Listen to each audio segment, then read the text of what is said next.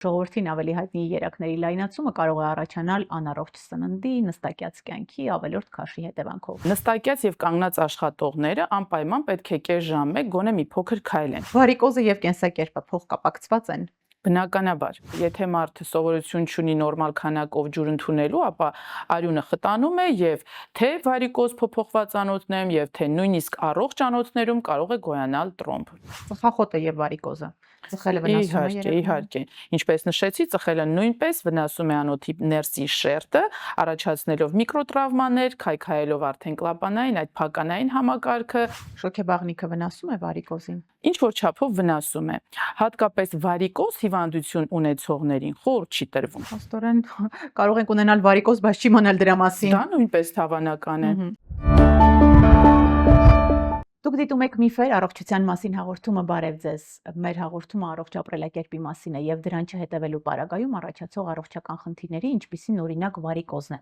Այո, ժողովրդին ավելի հայտնի երակների լայնացումը կարող է առաջանալ անառողջ սննդի, նստակյաց կյանքի, ավելորդ քաշի հետևանքով։ Ուրեմն, ինչ պետք է իմանալ վարիկոզի մասին եւ ինչից զգուշանալ։ Զրուցելու ենք սրտանոթաբան Անի Աբովյանի հետ, բարև ձեզ։ Բարև ձեզ։ Շատ տարածված խնդրի մասին ենք խոսելու երակների լայնացում, որը բոլորին հայտնի է, բայց որից չեն վախենում, որովհետև անցավ է, իսկ պետք է անհանգստանալ։ Իհարկե պետք է։ Նախ բացատրեմ ինչ է առհասարակ վարիկոզը։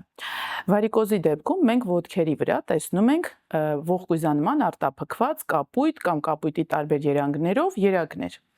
Առհասարակ մեր երակային համակարգը մի քանի մասից է բաղկացած։ Մեր հիմնական արտահոսքը երակային տեղի ունենում խորանիստ համակարգով մոտավորապես 70%-ը եւ մնացած 30%-ը ենթամաշկային երակային համակարգով։ Ու հենց վարիկոզ հիվանդությունը վերաբերվում է ենթամաշկային երակային համակարգին։ Ու ենթամաշկի երակների մեջ տարբերում ենք գլխավոր ցողուններ, որոնք մեծ եւ փոքր ենթամաշկային երակներն են, եւ նրանց առբերող երակները, որ հավաքում են օգտագործված արյունը օրգանիզմի դեպի ենթամաշկային խոշոր հիմնական երակներ ու լցնելով դեպի խորանիստ բարձրացնում դեպի սիրտ, այդպես տեղի ունենում մեր շրջանառությունը։ Եվ ահա երբ մենք տեսնում ենք ոտքերի վրա արտահայտված արտափքված երակներ, նշանակում է ուրեմն գործ ունենք հավանական է վարիկոզ հիվանդության հետ։ Այս հարցին լիարժեք պատասխան է տալիս արդեն հետազոտությունը։ Իդեպ նշեմ, որ վարիկոզի զարգացման մեջ մեծ դեր են խաղում այս երակներում գտնվող փականները։ Առհասարակ, քանի որ մեր երակներով արյունը պետք է դեպի վեր հոսի, բնական է ծանրության ուժի տակ, գրավիտացիոն ուժի տակ այն ինքնուրույն չի կարող տեղի ունենալ, եւ որպեսզի դեպի վեր արտամղվի մեր արյունը, մենք պետք է շարժվենք։ Այդ ոտքերի հետևից ծնկներից ցած գտնվող գլխավոր մկանները, ձկնամկանները սկսում են կծկվել մեր քայլքի ժամանակ, սեղմելով այս երակներին եւ ուղղորդելով այն դեպի վեր։ Բարձրացած արյունը անմիջապես փակվում է իր ճամփան դեպի հետ փականների միջոցով եւ այսպես աստիճանաբար մեր արյունը բարձրանում է դեպի սիրտ մեր քայլելու շնորհիվ։ Եվ հիմա պատկերացրեք, վարիկոզի դեպքում սկսում է անբավարարություն այս փականների։ Փականներն այլևս չեն կարողանում լիարժեք փակվել ու պահել արյունը, որպեսզի դեռ այլևս հետ չհոսի, դրա պատճառով արյունը հավելյալ քանակով անդադ կուտակվում է ոտքերի ստորին հատվածներում, առաջացնելով այդ ամբողջ սիմպտոմակոմպլեքսը, որը որ բնորոշ է վարիկոզին։ Ինչու՞, որոնք են առաջացման պատճառները, ռիսկի գործոնները։ Այո, նախ սա խիստ կապ ունի գենետիկ նախատրամադրվածության հետ։ Բոլոր նրանք, ովքեր գիտեն, որ իրենց մայրիկները, հայրիկները, տատիկներն ու պապիկները ունեցել են վարիկոզ, պետք է այս խնդրին շատ ուշադիր լինեն։ Փաստորեն, մենք ունենք արդեն իսկ գենետիկորեն պլանավորված թույլ փականներ, որը սպասում է նպաստող գործոնների ազդեցությանը, որոնք կարող են լինել ավելորդ քաշը, կանանց դեպքում հղիությունը, ծանրաբեռնված աշխատանքը տղամարդկանց դեպքում, իհարկե անպայման նստակյաց աշխատանքը, կանգնած աշխատանքը, այսինքն արդեն դուք պատկերացրեցիք այն ամենը, ինչը հանգեցնում է մարդու անշարժացմանը կամ երակային համակարգի ծանրաբեռնմանը։ Եվ այս դեպքում արդեն փականները ավելի անբավարար են դառնում, առբերող երակները սկսում են լայնանալ, արտափքվել, ոտքերի վրա երևալ կամ նույնիսկ չերևալ, որովհետև գլխավոր երակները իրենք լայնանում են, բայց քանի որ տեղակայված են արդեն ներսում, փակեղի տակ, մենք դրանք արտաքինից այլևս չենք տեսնում եւ կարող ենք միայն հայտնաբերել համապատասխան հետազոտությամբ։ Աստորեն կարող ենք ունենալ վարիկոզ, բայց չիմանալ դրա մասին։ Դա նույնպես հավանական է։ Վարիկոզը եւ կենսակերպը փոխկապակցված են։ Բնականաբար։ Առհասարակ նստակյաց եւ կանգնած աշխատողները անպայման պետք է կես ժամ մեկ գոնե մի փոքր քայլեն։ Սպորտը պետք է դառնա իրենց կյանքի գլխավոր մասը։ Շատ օգնում է լողը։ Իհարկե բնական է, որ շատ կարևոր է ավելորդ քաշը, որպեսզի ծանրաբեռնվածությունը ոտքերի վրա շատ մեծ չլինի։ Եվ այս ամենը պետք է միշտ կարգավորված, կառավարված, բաշխված օրվա ընթացքում ճիշտ չափաբաժիններով մարդու կյանքում լինեն։ Շոքեբաղնիքը վնասում է վարիկոզին։ Ինչ որ չափով վնասում է։ Հատկապես վարիկոզ հիվանդություն ունեցողներին խորհուրդ չի տրվում, որովհետև տեղից լայնացած են իրենց երակները, շոքեբաղնիքի տաքության ազդեցությամբ դրանք ավելի են լայնանում ու կանգը ավելացնում, եւ այստեղ երկար մնալ շոքեբաղնիքում խորհուրդ չի տրվում։ Նու կարելի է ընդամենը մի 5 րոպե, որից հետո պետք է դուրս գալ եւ շատ օգնում է, երբ դրանից հետո արդեն սառը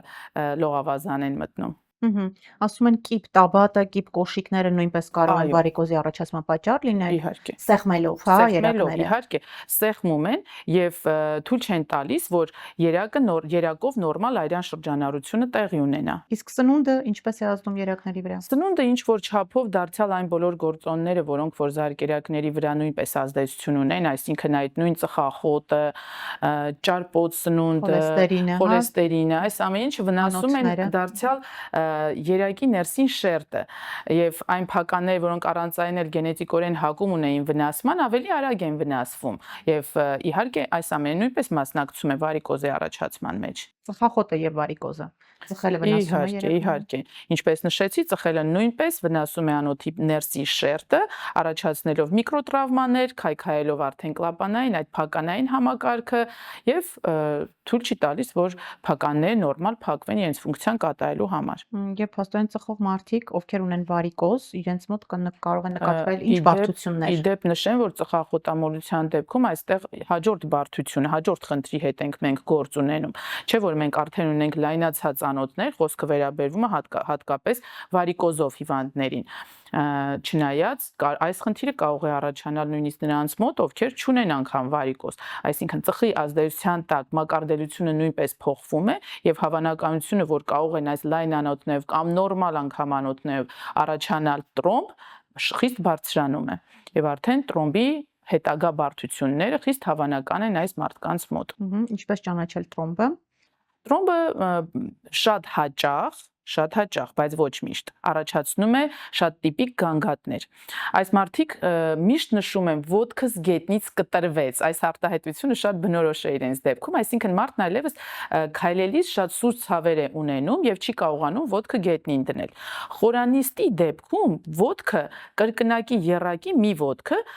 լայնանում է մյուս ոտքից, գույնը փոխվում, դառնում կարմրա մանուշակագույն, մաշկի գույնը եւ իհարկե առաջանում շատ սուր ու կտրատող ցավեր։ Եթե ենթամաշկային երակն է բորբոքվել ու տրոմբվել, ապա այս դեպքում մենք տեսնում ենք համապատասխան հատվածում մաշկի վրա կարմրածություն ձեռ տալիս, կոշտ է եւ խիստ ցավոտ։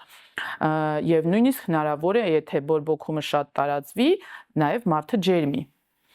Եվ այս դեպքում իհարկե շտապ պետք է ձեռնարկել համապատասխան քայլերը, որովհետև չեմ ուզենա իհարկե վախացնել, բայց տրոմբը ունի մի հատ շատ լուրջ բարդություն, տրոմբի ծայրը երբեմն կարող է դառնալ շարժուն, աճել դեպի վեր, ծայրը պոկվել եւ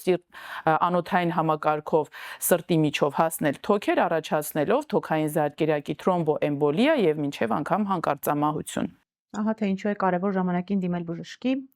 Ջուրը եւ վարիկոզը կամ տրոմբը ջրազրկումից նույնպես կարող է առաջանալ։ Իհարկե։ Այս պարագայում ջրի օգտագործումը ազդում է մակարդելության վրա։ Եթե մարդը սովորություն չունի նորմալ քանակով ջուր ընդունելու, ապա արյունը խտանում է եւ թե վարիկոզ փոփոխված անոթներում եւ թե նույնիսկ առողջ անոթներում կարող է գոյանալ տրոմբ։ Ինչպես տարբերել վարիկոզը բարդացած վարիկոզից եւ ինչպես եք դուք ախտորոշումը դնում։ Տեսեք ուրեմն, բարդացած վարիկոզի դեպքում իհարկե գանգատները խիստ ծավալուն են դառնում։ Նախ ոտքերի այտուցը, ծանրությունը, հոգնածությունը, որը ավելի սրվում է օրվա վերջում, ավելի ակտուալ են դառնում այս բոլոր հարցերը ամառվա շոքին։ Այո, եղանակը նույնպես կարևոր է։ Խիստ ազդեցություն ունի, որովհետև ինքնին լայն երակները մի հատ էլ լայնանում են շոքի ազդեցությամբ եւ այս գանգատները սրվում են, այսպիսի հիվանդները նույնիսկ առավոտ վաղ արդեն իսկ կարող են ունենալ այտուցներ եւ օրվա վերջում այն հասնի ահռելի չափերի։ Այդ ուստն իր հերթին կարող է բարդություններ առաջացնել, մաշկի փոփոխություն, մաշկի բորբոքում կարմրածություն, մինչև անգամ կարմիր քամի, որի դեպքում մարդը ջերմություն է ունենում, սա ինֆեկցիոն սուր հիվանդություն է, էլի, բարձր ջերմությամբ, երկարատև, մաշկը պատվում է բշտիկներով, ջրային պարունակությամբ, ջուրը սկսում է հոսել, եւ այս ամենը ժամանակին չբուժելու դեպքում այնինչ շատ հեշտ լուծումներ մենք ունենք վարիկոզը առհասարակ ենթամաշկային երակների այս հիվանդությունը երևի թե եզակի հիվանդություններից է, որ կարելի է լիարժեք բուժել։ Ճիշտ։ Ինչպես եք դուք ախտորոշում եւ ինչ բուժում է սովորաբար նշանակվում։ Տեսեք ուրեմն, ախտորոշման ոսկե ստանդարտը դա դուպլեքս հետազոտությունն է, այն մեր շատ խիստ ու մանրամասն ինֆորմացիա է տալիս երակային, նաեւ զարկերակային համակարգի վերաբերյալ։ Մենք կարողանում ենք գնահատել թե փականների ֆունկցիոնալ վիճակը, թե երակի լայնացման աստիճանը, թե ամբողջ տարածվածությունը, եւ այստեղ նշեմ, որ ճիշտ ախտորոշումը շատ կարեւոր է։ Եվ արդեն եթե մենք դրել ենք վարիկոզ հիվանդություն ախտորոշումը, ապա սա ցավոք սրտի դեղորայքային բուժում չունի։ Դեղորայքային բուժման շնորհիվ մենք կարող ենք պարզապես մեղմել սիմպտոմները, արտահայտվածությունը, այտուցի աստիճանը, հիվանդի գանգատները, բայց լիարժեք բուժում հնարավոր է միայն վիրահատության արդյունքում։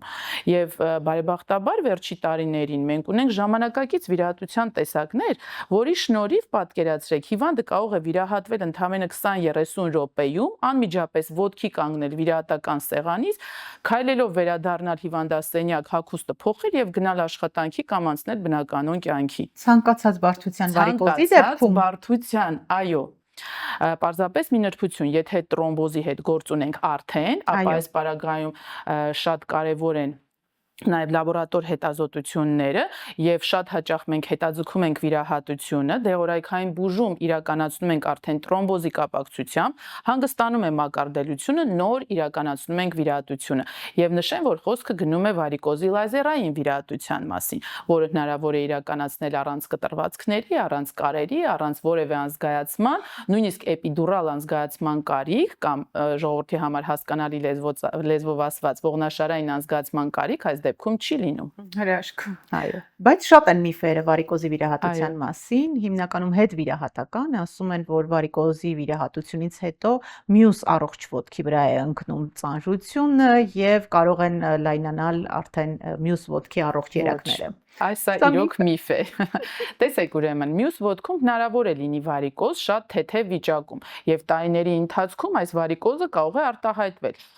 բայց այս ամենից ճիշտ գլուխ հանելու համար ճշգրիտ ախտորոշումն է մեզ պարզապես օգնում։ Առհասարակ դուպլեքս հետազոտությունը, եթե իրականացվում է շատ ճիշտ եվրոպական ուղեցույցերին համապատասխան, մենք արդեն իսկ հիվանդ ոտքը վիրահատելու ժամանակ արդեն իսկ տեղեկացված ենք լինում, որ մյուս ոտքում կա արդեն վարիկոզ, որը դեռևս թեթև փուլում է, հիվանդի հետ քննարկում ենք արդյոք տեղին է ներկա պահին նաև մյուս ոտքը վիրահատել, թե չվիրահատել, ու եթե այս խնդիրը որոշում ենք հետաձգել, այսինքն թեթև վարիկոզը մյուս ոտքում դեռևս ուզում ենք թողնել, ապա գոնե արդեն պացիենտը տեղեկացված է, որ տարիների ընթացքում մյուս ոտքը այո կարող է ունենալ վարիկոզ։ Այստեղ ճիշտ ախտորոշում, ճիշտ բացատրում հիվանդի եւ ամեն ինչ իր տեղը կընկնի ու միֆ չի դառնա։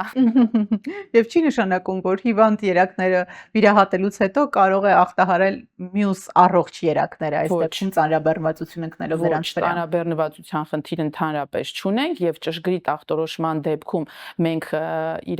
իդեպ նշեմ, որ ճշգրիտ կատարված դուպլեքսը պահանջում է հատուկ փորձերի իրականացում, իրականացվում է կանգնած դիրքում հատուկ փորձերով եւ այս ճշգրիտ տարված հետազոտությունը թույլ է տալիս մինչեւ անգամ աննշան ախտահարումով երակները հայտնաբերել, ինչը ես անձամբ սովոր եմ անպայման քարտեզագրել հատուկ թերթիկի վրա կարմիր կապույտ գույներով նշել առողջներն ու հիվանդները եւ արդեն շատ մանրամասն կարողանում են բացատրել հիվանդին, որն է հիվանդ, ինչ աստիճանի, որը մենք պետք է վիրահատենք, որը թողնենք հետոյի համար եւ արդեն որևէ հարց ապագայում չի առաջանում։ Բայց իհարկե, վիրահատությունից հետո մենք խորհուրդ ենք տալիս դարձյալ հետևել առողջ ապրելակերպի կանոններին, որովհետեւ ճիշտ է, վիրահատության կարիք գրագետ արված վիրահատության դեպքում հաջորդ վիրահատության կարիք չենք ունենում, բայց տարիների ընթացքում մանր տափակ, կապույտ երակներ ոտքերի վրա իհարկե հայտնվում են, եւ եթե հիվանդը ժամանակին դիմում է բժշկին, ապա բժիշկը կարողանում է արդեն ոչ թե վիրահատական, այլ ընդհանրապես ներարկումային մեթոդներով 10-15 րոպեվա պրոցեդուրայի միջոցով շտկել խնդիրը ու երբեք չդառնա այլևս վիրահատության կարիք։ Եվ ես այս ամենը երբ որ բացատրում եմ, մեծ համոզվածությամբ հիվանդին կարող եմ ասել, որ ձեր վարիկոզը այլևս երբեք վիրահատության կարիք չի ունենալու, այո, բայց մենք քայլեր ունենք այդ դրան հասնելու համար։ Իսկ վարիկոզը կարող է կրկնվել, հատկապես ավելորդ քաշ ունեցողներն են Իհարկե, հարցնում։ ավելորդ քաշով պացիենտները պետք է ուշադիր լինեն, բայց դարձյալ գրագետ արված ախտորոշման, գրագետ արված վիրահատության արդյունքում, եթե անգամ որևէ հատվածում մենք նոր երակի առաջացում ենք ունենում, մենք կարողանում ենք խնդիրը շտկել ընդհանրապես ներարկումների միջոցով։ Տարբեր ժողովրդական միջոցներ ու քսոքներ են առաջարկվում վարիկոզը բուժելու համար, համացանցը լիքն է դրանցով բժշկուի հնարավոր է վարիկոզը բուժել տնային պայմաններում, ինչ որ թռչոցներով, քսուկներով եւ այլն։ Ոչ, բուժել անհնար է։ Քսուկներ կան, որոնք բարդ Մեղմում են ախտանիշներով, ցավը։ այո, բարդ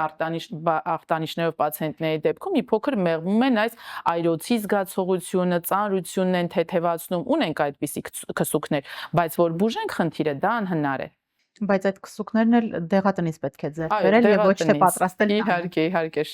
շատ անգամ ինձ պատահել է պոմիդորով, կարտոֆիլով, ինչ որ, բայց քացախաջերով, քացախաջուրն է թեթևացնում ցավը։ Ընդհանրապես այս սառնությունն է իրենց այրոցի զգացողությունը հովացնում, բայց որևէ լուրջ ազդեցություն կամ էֆեկտ մենք այդտեղից չենք կարող սպասել։ Այո, իսկ ինչ կարող ենք սպասել վարիկոզի ժամանակին ախտորոշման դեպքում։ Ժամանակին ախտորոշման դեպքում իհարկե բարդություններից ենք խուսափում, երկարատև այս հիվանդությունից տառապելուց ենք խուսափում։ Մեր երիտասարդ գեղեցիկ կանայք խուսափում են ոտքերի տեսքի սարսափելի խաթարումներից, միշտ պահպանում են իրենց թե առողջությունը, թե գեղեցկությունը եւ իհարկե վարիկոզը կյանքի համար կարող է նույնիսկ վտանգավոր լինել։ Դրա մասին նշեցինք վերևում եւ մի քանի խորհուրդ վարիկոզ ունեցողներին, որպիսի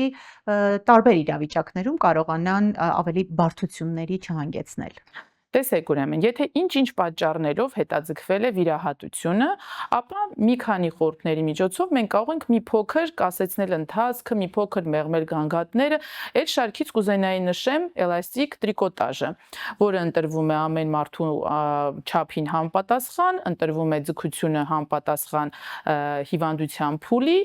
եւ հատկապես խորհուրդ է տրվում կրել դրանք առավոտ վաղ, սկսել կրել առավոտ վաղ եւ հանել երեկոյան քնելիս։ Միշտ պետք է կրեն այդ էլաստիկ տրիկոտաժը, հատկապես ամռանը մեծ դեր ունի հիվանդության փուլը։ Եթե սա արտահայտված վարիկոզ է եւ հիվանդը ինչ-ինչ պատճառներով դեռևս չի վիրահատվում, ապա հատկապես ամռանն է սա կարեւոր, չէ՞ որ նշեցինք, որ սիմպտոմները սրվում են եւ բարդությունները ավելի հաճախանում, նույնիսկ տրոմբոզը հաճախանում է հենց ամռանը, որովհետև ավելի շատ է կանգը ավելանում եւ գոնե այս վիճակից պաշտպանելու համար հենց ամռանը պարտադիր է էլաստիկ տրիկոտաժի կրումը։ Այն պարտադիր է հղիության փուլում, այն պարտադիր է թռիչքների ժամանակ եւ իհարկե բոլոր այն մարդկանց, ովքեր ամբողջ օրվա մեծ մասը անցկացնում են նստած կամ կանգնած դիրքում։ Ամփոփենք բժշկուհի։ Իհարկե։ Վարիկոզը հնարավոր է կանխարգելել։ Եթե ոչ, ինչ անել վարիկոզի դեպքում, ինչ բուժում է նշանակվում ձեր խորհուրդը մարդկանց։ Տեսեք, կանխարգելելու մասին պետք է մտածեն իհարկե բոլոր նրանք, ովքեր ունեն գենետիկ նախատրամադրվածություն առաջին հերթին։ Եվ իհարկե այստեղ առողջ սպորտը, դոզավորված սպորտը, քաշի կառավարումը, ճիշտ սննդակարգը եւ մի փոքր վարժություններ օրինակ։ Եթե մարդը ստիպված է ամբողջ օրվա մեծ մասը անցկացնել կանգնած կամ նստած, ապա հասարակ ոտնաթաթի շարժումները, թաթի ամբողջ շարժումները օգնում են մի փոքր այս արյան կանգը թեթևացնելուն, որպեսզի ձկնամկաններում այս ծանրությունը չավելացնեն։ Եվ պարզապես ժամանակին դիմել բժշկի, բուժել ու վերացնել։ Շնորհակալություն բժշկուհի կարևոր զրույցի համար, ինֆորմատիվ զրույցի համար։ Մենք զրուցում էինք սրտանոթաբան Անի Աբովյանի հետ։ Դուք դիտում եք Միֆեր, առողջության մասին հաղորդումը, ցրեցինք բոլոր միֆերը, իսկ այն, ինչ ասաց բժշկուհին, իրականություն էր։ Տիրապետեք ինֆորմացիայի ուժին, ապրեք առողջ, հետևեք մեզ սոցիալական ցանցերի էջերում։ Շնորհակալություն նաև Յասամա ռեստորանին, ընկերական հանդիպումների լավագույն հավաքատեղին։ Նաև շնորհակալություն եմ հայտնում Հովակիմյան էսթետիկ կենտրոնին այսօրվա իմ վարսահարդարման համար։ Կհանդիպենք։